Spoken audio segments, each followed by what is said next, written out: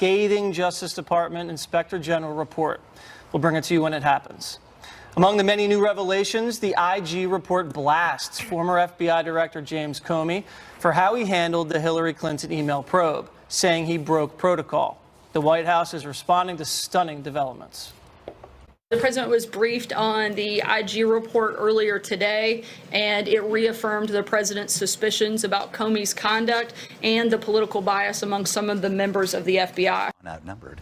All right, let's bring in special report anchor Bret Baier. Bret, I'm sure you have not read the entire thing, or you're probably making your way through it. You know how many trees we've killed, Jesse? I mean, we're all printing it. 568 and I'm sure pages. you're all reading it. So tell me, just Dana did. what really jumps out at you so far from what you've seen from the report? One, the big loser, James Comey. This IG really goes after the former FBI director for his decision-making. Two, the other loser, Peter Strzok and Lisa Page, and those text messages that surface, more of them in this report, the biggest of which will be, I'm sure, grasped upon by President Trump and his supporters, and that is 7 words. That is an answer to a text from Lisa Page to Peter Strzok. Trump's never going to become president, right? Right. And Strzok then responds, no, he won't. We'll stop it. Well, that in and of itself, even though we don't have the full context of what they're talking about there, just that in a vacuum will create major fuel to the issue of what was happening behind the scenes. The other thing, though, to note is that overall at 30,000 feet, the IG says that they couldn't document political bias within the FBI on the decisions made early in the Clinton email case.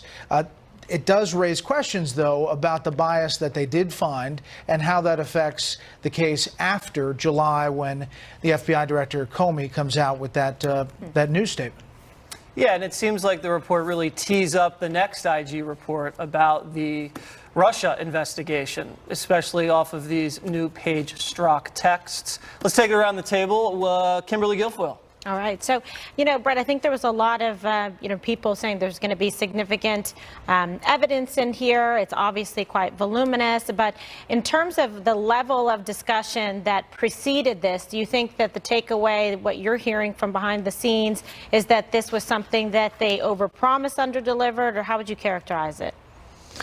Yeah, I think, first of all, depending on your political point of view, right. if you're just talking pure politics, you'll look at this and there'll be people who say, oh, it's a nothing burger. And there'll be other people who say it's really chock full of damning things. I think what you'll hear from the FBI Director, Chris Wray, is that this is a big problem within the FBI. And they're going to probably announce some kind of action that they're taking. If you look at Trey Gowdy and what he put out in this statement that he put out, he says he's alarmed, angered, and deeply disappointed, and goes on to detail in pretty scathing terms what he sees. And he's a guy who's defended the FBI even in the most recent Spygate stuff.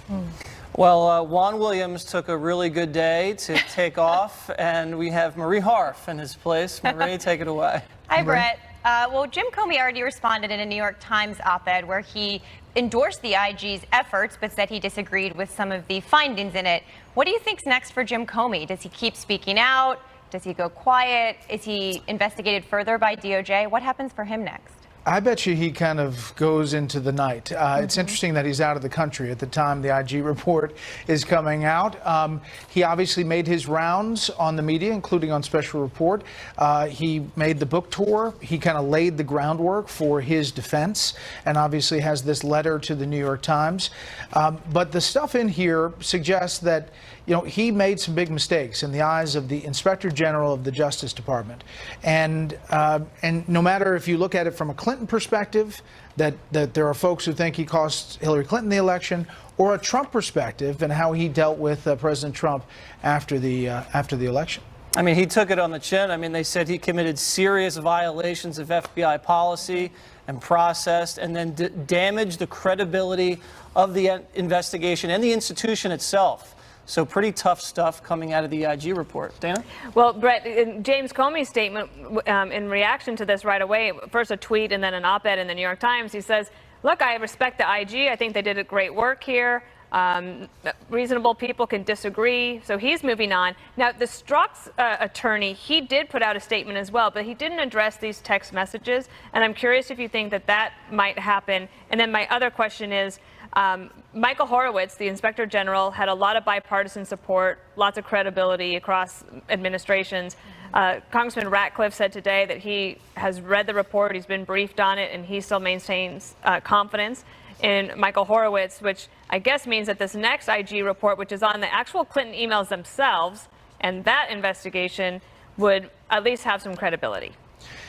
Yeah, and I think and these are questions that I'm going to ask Chairman Gowdy and Goodlatte, and they'll be on in the next hour on Special Report.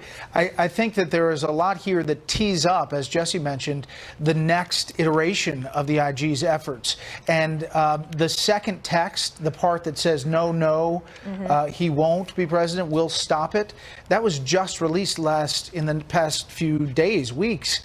And the first part, where the question is asked, will he be president, was released, but the second part was not. That tells you something about transparency and where this document back and forth is going up with Capitol Hill and oversight.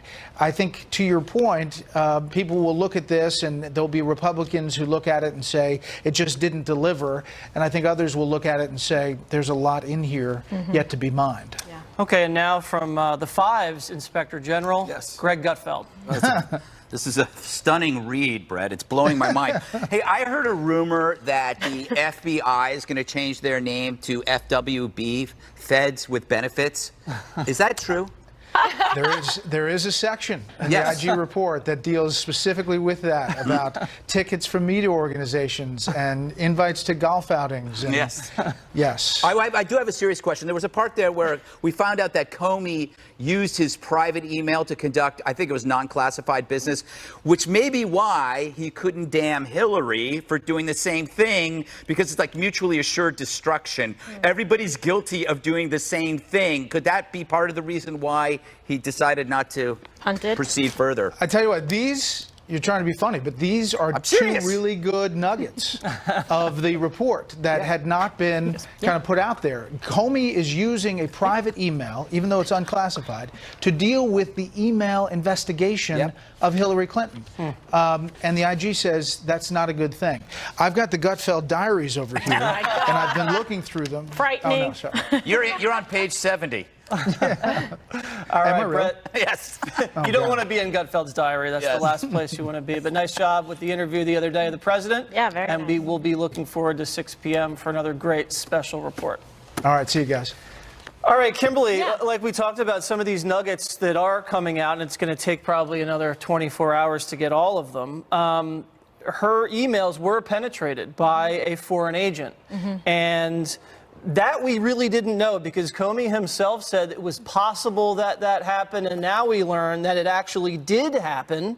And one of those emails was considered secret, which means disclosure of that email reasonably could be expected to cause serious damage to the national security of the United States. Yeah, I think this is significant because much was made at the time. Oh, well, it's possible, but there was no nailing it down. But obviously they knew and were not honest about it. And essentially what I call that is a cover up. Like, why, if you knew that in fact that they had been penetrated and they had been read, et cetera, by or accessed by a foreign agent, that is significant. It is a security breach of the highest order and something that is very disconcerting for us for national security. But there you go. Hillary Clinton, the rules of law do not apply to her or to Mr. Comey. Birds of a feather flocking together. Right, another weasel move by the director. Marie, some of the nuggets that I'm really interested in deal with Strzok, because they keep coming. We'll stop it, meaning we'll stop the Trump presidency. When you pair that with they need to protect the country from Donald Trump, and we need an insurance policy in case he is elected. And now FBI agents are calling Trump supporters retarded. At least 5 FBI agents exchanging anti-Trump, pro-Hillary text messages. The IG says there was willingness to take official action to impact Trump's electoral prospects. That sounds pretty serious to me. It does, and I think they demonstrated incredibly bad judgment. But the IG also found that there was no evidence that political bias or improper motivation affected the Hillary email investigation. So what I've always said is these people should not have been doing this. It was stupid. It looks bad, and the IG actually found that it looked bad. It called into question the investigation's impartiality, but there's no evidence that their personal views impacted it. Yeah, because they're not dumb enough to leave a paper trail. Well, but except Strzok and Page. you and a lot of folks on the conservative side have been waiting for this report and basically putting a lot of faith in what comes out of it. They found very clearly, I think so. Because I think we've been downplaying it. We said it was probably going to be a big airball. Go ahead. I think it's important. This is selective history. It's fake news. I think that it's important that they did not find evidence that political bias impacted the investigation. They also found that they had no ability to prosecute Hillary Clinton under the 5 statutes they examined. So I'm not an attorney, but the Department of Justice looked into the question that a lot of Republicans and Trump supporters keep bringing up and found, in fact, that they did the right thing here. That's actually not true. What the IG report says, Dana, is that witnesses, meaning prosecutors at the DOJ or FBI investigators, didn't think that this would be a prosecutable case. It doesn't mean the IG concluded that that was the fact. It just meant some attorneys disagreed. Well, and to further that, I think what one of the things Comey did was, so the IG says insubordinate, or insubordination, but who did that really benefit? It benefited Loretta Lynch, who was the Attorney General, because he then took it out of her hands for making a charging decision that I'm sure President Obama and Loretta Lynch did not want to do to their nominee. Of course. But this gets me back to the original point of how do we even know any of this? Why have we spent so much time and so much money on all of this? And it goes back to Hillary Clinton's decision to subvert the process, to have her own email system, to have a private server. And we are still, that was in 2015 that we found out. It was 2018. And we have spent 500 pages. Why doesn't she pay it back? Now, She should be sent what a you bill. might say is that at least she uncovered this, Strzok and Page email situation and their bias against the president. Right. I don't know. We've been looking backwards for a long time on this show. Yeah. I remember we said, I don't know when it was, when she was like talking about gender, and we kept, it's not about the female, it's about the email. Right. That's what we kept saying. A couple of What points. a smart show this is. Yes, it is. Sounds like the White House corrupted. How amazing it must be to be Anthony Weiner. He might be one of the few people who's happy he's in jail, because the fact is, if it wasn't for his laptop and his lap, Trump wouldn't have been elected. And we should be thanking Anthony Weiner. He kept Hillary out of office. It's really about him and Huma. But I will say, there they are. Also, it is amazing. Again, this is more evidence that Donald Trump can turn people into emotional high school freshmen. Strzok and Page, they were like the characters in the David Bowie song Heroes. They're up against the wall. They're fighting. They're going to stop Trump. Do anything they can. It was so deeply emotional for them. They were like star-crossed lovers in a romantic song. One final point. Hollywood starlets. They're behaving like liberal Hollywood. Exactly. I think it's weird timing that the day that this report comes out, the media gets a gift in the state of New York suing Trump over the Trump Foundation. It's incredibly well played, and That's a coincidence. No, it's not. It's party and media Obviously. working hand in hand, Well, and it's just, to me, just so obvious and wrong. It is. And to Greg's Someone's gotta point go to jail. about Carlos Danger, they found that they sat on these emails for, I think, a month, and Strzok was behind those, slow walking those up to James Comey's office. Yeah, it's when you see this, it's really sad, isn't it? Though we read this and you become almost desensitized. But this is really egregious. You're talking about the FBI that is held to the highest regard in terms of justice and supposed to be truth-seeking and fact-finding without any ideological bent. And you see people here that were only hell-bent on undermining the Trump campaign and preventing a presidency. You see a candidate in Hillary Clinton that completely just disregarded disregarded the law, destruction of evidence, and really just creating a situation that undermines the confidence not only in our political process and campaigns and elections, but in our highest investigatory agencies. And what you're seeing here is a modified, redacted report by Ron Rosenstein, who was allowed to do this, and he's actually in the middle of all of it. So how is this, coming at it with clean hands? We actually don't know what all the evidence is because some of it has been removed. Well, and I think some members of Congress are trying to request the original drafts of the documents before they were changed or allowed to have been looked at by other people. All right, more breaking developments on the DOJ's IG report coming right up. And we're also awaiting the FBI's press conference at 5:30, and we're going to have that for you live. Plus, watch this White House reporter. They are screaming at Press Secretary Sarah Sanders over immigration. Packed hour of the 5. Don't go away.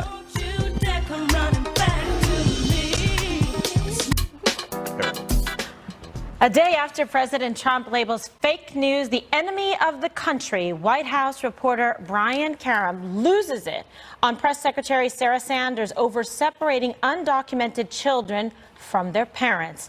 Take a look at this tense moment.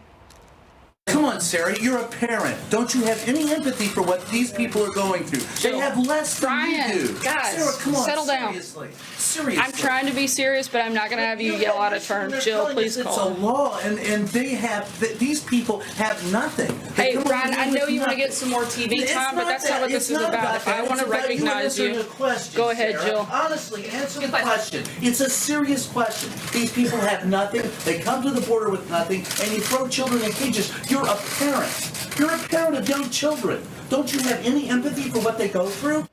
Oh, my goodness. All right, so getting a little intense there, Greg, in the press briefing room. So what do you make of that? I was waiting for him to throw a shoe, but judging from his apparel, I don't think he wears them. He's the press club hobo. All he needs is a little bindle. You remember the little bindle that hobos used to have? What was in those bindles? They're very small. We were always told that Trump, it's true, there was never anything you could put in the bindle. No, it's nothing. true. They always said that Donald Trump would be a terrible influence on his side, the Republicans, and they're half right. He's been a terrible influence on the media. Now, because I think they judge Trump's behavior and say that you can say and do whatever you want now, including being a complete jackass, which he was. That was a purely an emotional and a dishonest response on his part. Their kids are not being held in cages. Maybe you saw that as a meme on Twitter, but that's not reporting, strange man. There's no policy about family separation. It just so happens if you're going to deal with the parents, you got to get the kids away, and they're trying to get them to a relative, living relative, or a friend in the United States. That's what they're trying to do. They're being careful. They're not putting them in cages, you nutbag. Sorry. Any other? No. names? I hope he does have shoes. All right. Yeah, I mean, everybody should. Everybody should have shoes. Okay, Dana. I'm pro shoe. Me too. Yes. I'm not shoes. I'm not. You pro like pink shoes and being I'm a dry. fan of Elizabeth Shue.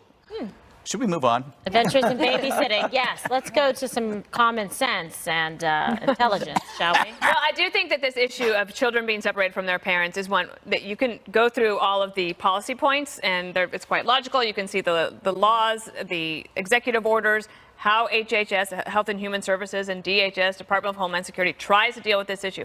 But there's also, as Greg's talked about, there's the emotional part of it.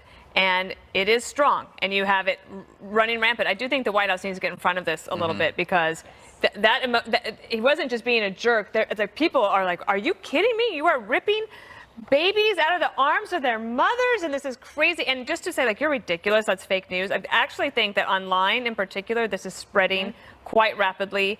But they're using false pictures. I agree, but that's what I mean. Like, I think that your point that the president needs to give a speech. Yes. A path to citizenship. And it should be on a teleprompter or whatever. It should be a detailed speech about what he is for, what he is not for. And he's signaled that he's willing to go for this new compromise that the House Republicans have come up with that actually, it could pass. And that would be very good. But the other thing is, again, I go to the root cause. The drug cartels are really fueling this. They have figured out a way to make a nice little bit of side money, because it's not just like on the money. They're like, oh, we could get money by getting like your life savings, and you'll give it to me, and I'll tell you how to go, and the coyotes send the people there, and that's what's actually the problem. Like, we have to deal with the root cause of it. and deal with the fact that we have some people here that need to be taken care of and returned to their home. How dare you call them coyotes? Yeah, I think coyotes charge about $5,000 a head 5,000. at the border. Right. But taking children advantage of these families. get a and discount. children. And how do you know if they're even related when some guy brings This is over the some young problem. kid? You don't know. By You the don't way- know if they're being trafficked. So you want Great to point. separate them. They're trying to do what's best for the kids. Also deter people from bringing people across the border. You know what's a great deterrent? You don't never have to separate a family at the border. A wall. How about just building a wall? There won't be people coming across. You won't have to separate anybody. This guy is an emotional wreck. He embarrassed himself. He doesn't belong in that room. It's like Acosta. I don't care if you have opinions like that. Be an analyst. Go debate it on CNN in prime time. But don't pretend to be a nonpartisan correspondent and then melt down like that and embarrass your integrity. These people don't belong there. They're jokes. They start to need the ripping press passes away. If you're going to act like a wild animal, Right. and So- you don't belong there. And if that was a Republican, Animals. if Here that we go, was animals a again. right, if that was When a animals conservative reporter yelling at a female Democrat press secretary, People would the lead flip. story God, would be did that completely ever different. happen? Did James Rosen ever did that to you? We got to be Did he ever do that? we have 45 So seconds. I think that Dana's absolutely right. It is a very emotional issue, and I do think that Sarah Sanders needs a better answer than to ignore it. She needs to think about it and talk about it in a No, they very need to give her better compassionate way. facts. And then the president needs to take charge of it and do what Greg has. I think said he Sarah should do. Sanders just needs, they owe her better at the White House. They need to give Yes, her better that facts. is right. All right. Okay. No personal attacks. Not nice. We're minutes away from the FBI's response to the DOJ watchdog report. Stay with us. Fox News Alert, we're learning brand new details from the DOJ Inspector General report. Chief Intelligence Correspondent Catherine Herridge is at the Justice Department with the latest. Catherine, I haven't talked to you in a couple of hours. We'd love to check back in with you and get your thoughts. Now we are at 5:30, right before this press conference that the FBI is going to hold. That's right. Well, that's right, Dana, and thank you. This is the 500-page report. It was 17 months in the making, and there are a handful of key takeaways. Number one, for FBI Director James Comey, the Inspector General found that when he gave a statement in July 2016 about the Clinton email case, and when he recommended against criminal charges, the Inspector General found that that was insubordination, that he had gone outside the chain of command. He had not notified his leadership, Attorney General Loretta Lynch, her deputy, Sally Yates, and that when he made that decision, it was not really his to make. That should have fallen to the Justice Department. Number two, these text messages between FBI agent Peter Strzok and FBI lawyer Lisa Page, this really hung like a cloud over the Clinton email investigation. The Inspector General found that there was no documented evidence that political bias infected the Clinton email investigation. So in other words, that it changed the steps that they took in the investigation prior to Comey's statement in July 2016. But just last month, a new text message was uncovered between Strzok and Page where they talk about stopping Donald Trump. And the Inspector General said that in the latter stages of the email case, Agent Strzok made the priority of the Russia investigation and not the Clinton emails, and that explained why there was such a delay to go through newly discovered emails that had been found in late September on Anthony Weiner's laptop that he shared with his wife, Clinton aide Huma Abedin. On Attorney General Loretta Lynch, the Inspector General found that she showed bad judgment when she met with Bill Clinton on that Arizona tarmac in June of 2016, and that she clearly did not understand the implications and sort of the bad optics it would have not only for the public confidence in the Justice Department and FBI, but also for the integrity of the email investigation. Dana. We're about 45 seconds away from the press conference. We've gotten word that they're almost ready. Can you tell me anything more about what Peter Strzok's lawyer said today, and if we'll hear anything more from him, especially about that most seemingly damning text message? Okay, so Peter Strzok's lawyer's position is that any delay in the final stages of the Clinton email investigation was down to just basic miscommunications between Strzok, Deputy FBI Director Andrew McCabe, and Director James Comey. It was not because of political Catherine, bias. I'm going to have to interrupt you and turn it over to Chris Wray, the FBI Director. Morning, everybody. Thanks for being here on such short notice. As you all know, of course, The Justice Department's Office of the Inspector General issued its report today about DOJ and FBI activity in the run-up to the 2016 election. Let me say up front that I appreciate the Inspector General's work on this important review. I thought I'd take a few minutes to talk about the report, and then I'm happy to take a few questions. The FBI's mission is to protect the American people and uphold the Constitution. But to carry out that mission, we're entrusted with a lot of authority. So our actions are subject to close oversight from the courts, from our elected leaders, and from independent entities like the Inspector General. And that's how it should be. That kind of examination, that kind of oversight makes the FBI stronger as an organization and makes the public more safe. With that in mind, let me briefly address the findings in the Inspector General's report. I take this report very seriously, and we accept its findings and recommendations. It's also important, though, to note what the Inspector General did not find. This report did not find any evidence of political bias or improper considerations actually impacting the investigation under review. The report does identify errors of judgment, violations of or even disregard for policy, and decisions that, at the very least, with the benefit of hindsight, were not the best choices. We've already started taking the necessary steps to address those issues. First, we're going to hold employees accountable for any potential misconduct. We've already referred conduct highlighted in the report to our disciplinary arm, OPR, which is the FBI's independent Office of Professional Responsibility. We need to hold ourselves accountable for the choices we make and the work we do. We're doing that fairly but without delay in the way that people should expect. We're going to adhere to the appropriate disciplinary process, and once that process is complete, we won't hesitate to hold people accountable for their actions. Second, we're going to make sure that every FBI employee understands the lessons of this report.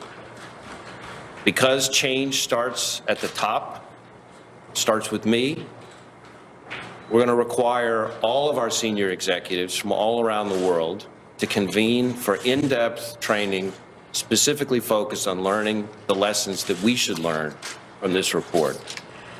Then we're going to train every single FBI employee, both new hires and veterans alike, on what went wrong so these mistakes will never be repeated. Third, we're going to make sure that we have the policies, the procedures, and the training that are needed for everyone to understand and remember what is expected of all of us. That includes drilling home the importance of objectivity, of avoiding even the appearance of personal conflicts or political bias in our work, ensuring that recusals are handled correctly and effectively and communicated to all the right people, making all of our employees fully aware of our new policy on media contacts, which I issued last November, and making painfully clear that we will not tolerate non-compliance. Ensuring that we follow all DOJ policies on public statements about uncharged conduct or ongoing investigations, and ensuring that our employees adhere strictly to all policies and procedures about the use of FBI systems, networks, and devices. I've also directed our Associate Deputy Director to lead a review of how the FBI handles sensitive investigations and to make recommendations on how those should be staffed, structured, and supervised in the future so that every sensitive investigation is conducted to the FBI's highest standards. We're going to continue also to work with the department to gauge our progress in each of these areas. The OIG report makes clear that we've got some work to do. But let's also be clear on the scope of this report. It's focused on a specific set of events back in 2016 and a small number of FBI employees connected to those events. Nothing in this report impugns the integrity of our workforce as a whole or the FBI as an institution. As I said earlier, fair and independent scrutiny is welcome, and appropriate accountability is crucial. We're going to learn from this report, and we're going to be better and stronger as a result. But I also want to be crystal clear about the FBI that I get to see. In the past 10 months, I've been able to visit over 30 of our FBI field offices around the country and a whole bunch of our LEGAD offices overseas. I've visited with folks from every FBI division at headquarters, and in office after office, meeting after meeting, I see extraordinary people doing extraordinary work. Again and again, I hear remarkable stories, frankly, inspiring stories about the work the men and women of the FBI are doing to protect the American people and uphold the Constitution. Just in the past several months, we've disrupted terrorist attacks in places ranging from the Fisherman's Wharf in San Francisco to a crowded shopping mall in Miami. In March, we charged a ring of Iranian state-sponsored hackers with stealing terabytes of data from scores of American companies, universities, and government agencies. In Austin, we deployed more than 600 of our people to assist in the investigation of the package bombings down there. This year alone, we've rescued 1,305 kids from child predators, some of them as young as 7 months old. We've arrested more than 4,600 gang members, violent gang members, in just the past several months. Our FBI lab has closed thousands of cases through fingerprint analysis and DNA analysis. And our hostage rescue team has deployed something like 27 different times on missions around the country. I could go on and on. The FBI's men and women are doing all that work with the unfailing fidelity to the Constitution and the laws that it demands, the bravery that it calls for, and the integrity that the American people rightly expect. As FBI director, I'm laser focused on ensuring that our folks get to continue that great work and do it with the fidelity and bravery and integrity that we've always had. As I've been saying since as far back as my confirmation hearing, I'm a huge believer in the importance of process, of doing this job by the book in every respect, and I expect all our employees to do the same. I've tried to emphasize that at every opportunity. In my view, the FBI's brand over the past 110 years is based less on all of our many, many successes than it is on the way in which we've earned those successes. Following our rules, following the law, following our guidelines, staying faithful to our core values and our best traditions, trying to make sure we're doing the right thing, but to doing it in the right way, treating everybody with respect, and following the facts independently and objectively, no matter who likes it. That is the best way. That, in my view, is the only way to maintain trust and credibility with the people we serve. I appreciate this chance to respond to the IG's report, and I would also refer you for more detail in our written response that's attached at the end of the Inspector General's report.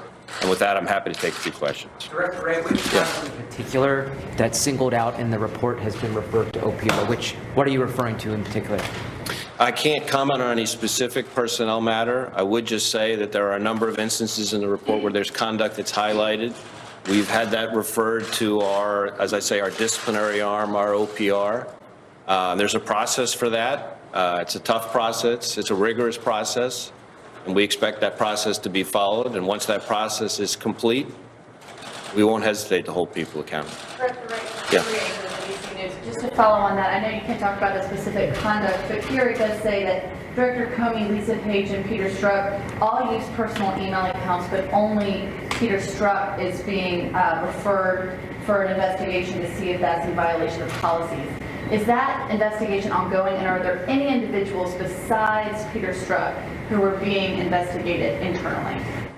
Well, again, I'm not going to talk about any particular personnel matter because I don't think that would be appropriate. As I said at the beginning, I'm committed to doing the right thing in the right way and by the book. And by the book does not include talking about pending personnel matters with all of you, much as you might like for me to ask that. So, yeah, thanks.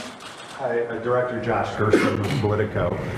You said there's nothing in the report that impugns the integrity of the FBI's workforce as a whole, but the report does say that there is a culture of leaking at the FBI. Do you disagree with that finding in the report, and what do you plan to do about it if you do agree with it? Well, as I said, we accept the findings of the report and the recommendations.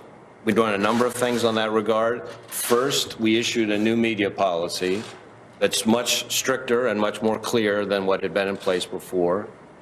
Second, we're going to be doing intensive training on exactly those issues, things like the one that you alluded to, that includes contacts with the media. Third, we're going to make painfully clear to everybody that we won't tolerate noncompliance. And then last, I've asked our OPR to take a hard look at whether or not they think the penalties that exist right now are sufficient to deal with that kind of conduct. Yeah, sure. Last, I've asked our OPR to take a hard look at whether or not they think the penalties that exist right now are sufficient to deal with that kind of conduct. Yeah, sure. I want to talk a little about, maybe ask you about sort of the reputation of the FBI. Certainly, the FBI has taken a lot of hits from the president in his tweets and what he's called, certain things he said about certain investigations. Members of Congress have certainly hit at you guys. And now certainly this report, takes some issues with the FBI. And a lot of what we've been hearing is that, people are worried that the reputation of the FBI has suffered as a result of all the activity in the last several months. And I'm just wondering if you think that's the case, and if so, what you intend to do to try and fix some of the perception perhaps that the public may have of the FBI now. Well, that's a subject that's near and dear to me. I guess I would say a couple things. One is there's no shortage of opinions about us out there. I will tell you that the opinions that I care the most about are the opinions of the people who actually really know us and know us through our work. So I'm focused on what juries think when our agents take the stand. I'm focused on what judges think when we give them a search warrant. I'm focused on what victims and their families think when they are asked, who do you trust to get your child back? I'm focused on what do our state and local law enforcement partners think when they think, who do they trust? Who do prosecutors want to work with on cases? To me, it's the work that matters.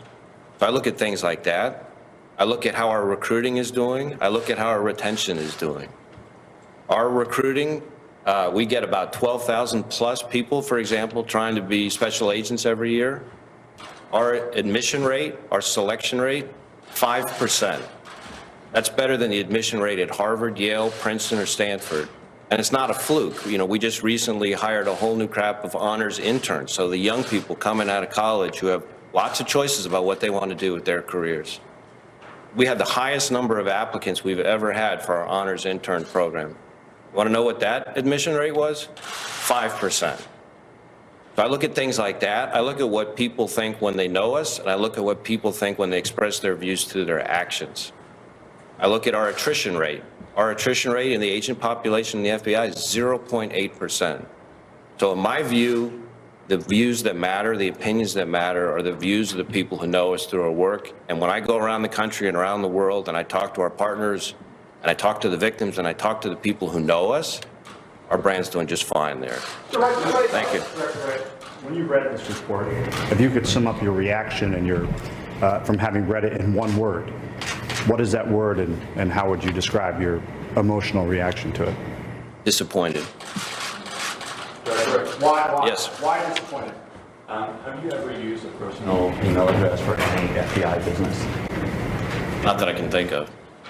Director, Chris Sharma, Bloomberg News. Some people are going to used this report to criticize the Mueller investigation because Strzok worked on both investigations. What assurances can you give that the Mueller investigation has integrity and credibility? And also, some people are already criticizing you for making mistakes by sharing documents with Congress, investigative documents. And so, how do you respond to criticism that you might be making mistakes right now by sharing investigative material with Congress? Well, I think on the first point, I'm not going to speak for the Office of Special Counsel. I would note that there are a number of things that we've done, both in terms of referring people to OPR, but also in terms of reassigning people to try to ensure that we're bringing the right kind of integrity to staffing in all sensitive investigations. As to the congressional question, my view is we have an obligation to be responsive to legitimate congressional oversight. That's part of our job. As I said at the beginning, we are entrusted with enormous power, and so we should expect we're going to get tough questions, and we need to be responsive and cooperate with that. But we also have an obligation to protect sources and methods and not to compromise ongoing criminal investigations and to adhere to things like grand jury secrecy and things like that. And so the challenge is, how do we make sure we do both? We're committed to trying to do both, and I think we've struck the right balance so far. Are you correct, Yes, sir. Jeff Hayes with CBS News, specifically about the president's criticism of the FBI? He has, over the last year or so, attacked the credibility of the FBI. Do you think this DOJ IG report now validates his criticism? Well, again, I'm not going to comment on any other person's opinions, no matter where they're communicated. What I am going to do is talk about the opinions that I think matter. The opinions to me that matter are the opinions of the people that are relevant to our work day in, day out, all across this country. We have 37,000 FBI employees, agents, analysts, and staff, and scores of task force officers that work with them. And every day, all around this country and around the world, those people are having to make important decisions that protect lives. The opinions of the people that they have to engage with on that work, those are the opinions that matter to me. That's what I'm focused on. As far as the report goes, there's some sobering lessons in there, and we're going to learn those lessons, and we're going to act on those lessons, and that's the way the FBI has always handled these things in the past, and that's what made the FBI stronger over the last 110 years. Yeah. Members of Congress are acting in good faith in their oversight efforts, given that that the FBI has disagreed with some of the characterizations of meetings and various things that have come out? I think Congress has a job to do, and we have a job to do.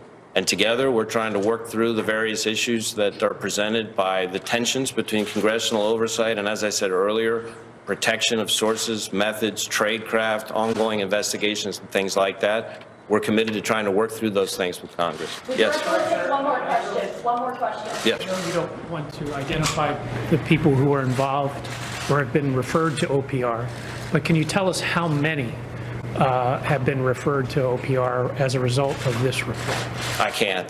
That's not a topic I can comment on. I really want to be careful. I know why you're asking the question, and I respect that, but it's really important to me to make sure that we don't compound the mistakes that are found in this report by deviating from our process. And so I think it's very important that we respect the appropriate process, that it be done right, as I said earlier, by the book. And once that process is complete, we will not hesitate to hold people accountable. Director, you said there are so many lessons from this report. What are those lessons? The lessons are the importance, number one, the importance of trying to make sure that we avoid even the appearance of bias in all of our work, that objectivity and the appearance of objectivity matters. There's lessons in there about contacts with the media and appropriate engagement with all of you. There's lessons in there about the appropriate uses of devices.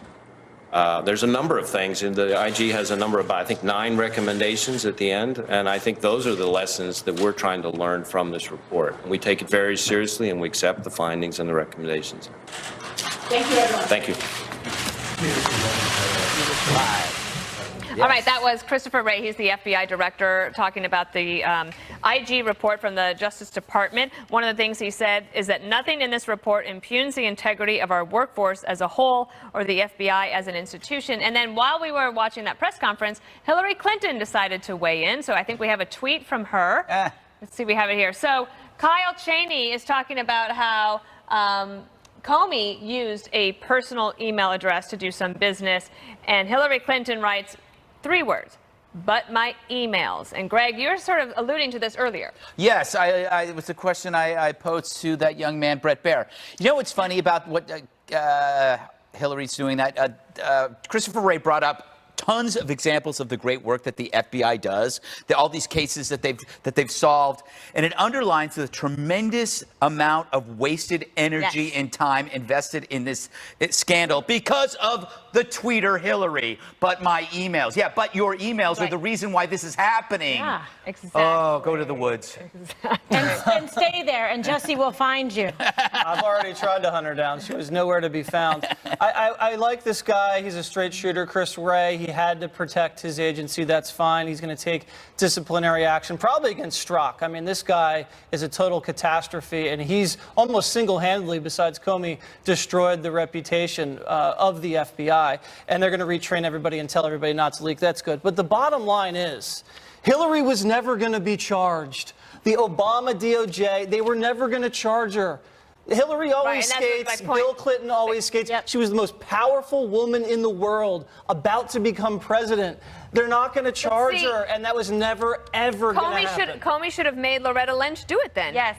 Right? He should have punted it to her and had her then we take wouldn't the have fall. this whole mess. Yeah, but that's part of his whole ego, is that, you know, he's smarter than everybody. He knows better than everyone else. So he appointed himself judge and jury. He usurped her power. It was inappropriate. It wasn't up to him whether or not to make a charging decision. So people are upset about this. You should be upset with Comey specifically as well, because he's the one that put the fix in. He was the puppeteer of this whole thing. It's an obstruction of justice. It's filthy, the whole thing, how this went down, and it really besmirches the reputation of the incredible men and women that work at the FBI. You have people like Strzok and Page and Comey and these people that decided, you know, that they woke up one morning and someone made them God. Right. Well, and I am furious at Comey. I'm furious at him as a Democrat, because you read this and some of the things he's being criticized for, the decisions, whether it was the July 5th statement about Hillary Clinton, the October statement said they reopened the investigation. Those decisions hurt Hillary Clinton and helped Donald Trump politically. So Comey, who already was not a sympathetic character to any Democrat or Republican that I know, I think comes out of this looking really bad, really sanctimonious. You know, Christopher Wray, watching that, he screams nonpartisanship. He screams competence. That's the kind of FBI director Jim Comey wanted to be seen as. And now look at what's happening. You know what the other bad news about this? More training. Like, these are FBI agents. They're we're good. Well, they're supposed to be solving problems. They're going to turn the FBI into Starbucks. Are we all done here? No, Okay, stay until I couldn't 6. hear what you said in my ear. I'm sorry. There's all this chaos today. But you know what I mean? Okay, what's the training? Don't sleep with your coworkers, right? Don't leak. There you go. That's the training. How about just follow the protocol as it is? Yeah, don't waste the agent's The other thing, time. though, can I ask you about? You pointed out earlier that in the report, there's an instance where James Comey says he doesn't know that Uma Abedin and Anthony Weiner are married. Yeah, I mean, don't you watch The Five? We talked about that like every single day. That's what we focus on there. She should have canned Uma. I don't know, right? She should have canned Uma a long time ago. Would have saved some trouble. Uma should have canned. It's not Uma's fault. It's not That's Weiner's true. fault. It's Hillary's fault. But I think we're going to see this, and this is going to be one of a few IG reports, right? And it's only going to crystallize when you look at this IG report and then the next one coming down the pipeline about how the Russia investigation. I think the was next one is handled. actually about her email, the decision not to charge her on the emails. I think Good. that's the next well, one. yeah, okay, and that's going to be enlightening. Well, can and we then get we're going to some see the decision that they unredacted made. ones, though? Right. Well, and then we're going to see the decision that was made to open up this Russia collusion investigation, and we're going to see how differently the Hillary people were treated from the Trump people. Hillary was treated with extreme deference. Her people were given immunity. They destroyed evidence. There was no accountability there. And Trump and his team were treated like they were already guilty. And that's going to become clear. And we're going to see they've actually asked Strzok for his personal emails, and you know what he said? He refused to hand them over. So the disgusting and disparaging things he said on company email, could you imagine what Strzok was texting to people on his personal email? That's going to be even although worse. maybe because he was at home, maybe he wasn't. Well, we'll see. You know, that's Because why a lot of the people think text we need a messages were to special his, counsel to subpoena those, because the IG has no subpoena power here. Yeah. Right, Kimberly? Yeah, I mean, look, the guy, I got no time for this guy. I think it's just terrible, and everybody probably in the FBI cannot stand him. But again, I would go higher than that. I would say it's Comey. I would go higher than that. I'd say it's Hillary Clinton, all of the above. None of these people should be proud of their actions. As a former officer of the court, as a prosecutor, and I see what happened here in subverting justice and perpetuating a fraud on the American people, there really is just no justification. But perhaps the only consequence, though, or punishment, it's like a slap on the wrist. Well, I have a little bit of breaking news. You know, they were talking about the foreign actor penetrating the Clinton emails. Turns out it was Antonio Banderas. Really? Yes. Huh. I wonder Yeah, what they're either that or talking Javier Bardem. They're the only foreign actors I know. They did find that when Hillary was in a hostile country, she emailed with Barack Obama, and they knew that, James Comey did, but when he released his report, he scrubbed Obama's name and just said an unnamed government Jesse, official. does Donald Trump ever use a personal phone or email He to do probably business? does. That's what's so ridiculous about this. No, I just thought it was an interesting question to ask. Yes, For you know what? consistency's sake. We don't know. Well, I think And we'll there's been find out. reports that he does. And so if we're so concerned about email security and what devices we use, maybe we should be consistent and make sure this Okay, if we're going to be administration- consistent, maybe you should smash his BlackBerry with a hammer before I he would turns love it over. to if it meant he didn't tweet again. I would love to. What would we talk about, Marie? Come on. You got a whole radio show. You got 2 hours to know. fill. What would you No. do without the tweets? Dan Scavino can tweet from his phone, too. So Yeah, yeah, no take kidding, no everybody's kidding. phone. Well, we're like basically trying to fill time. Yeah.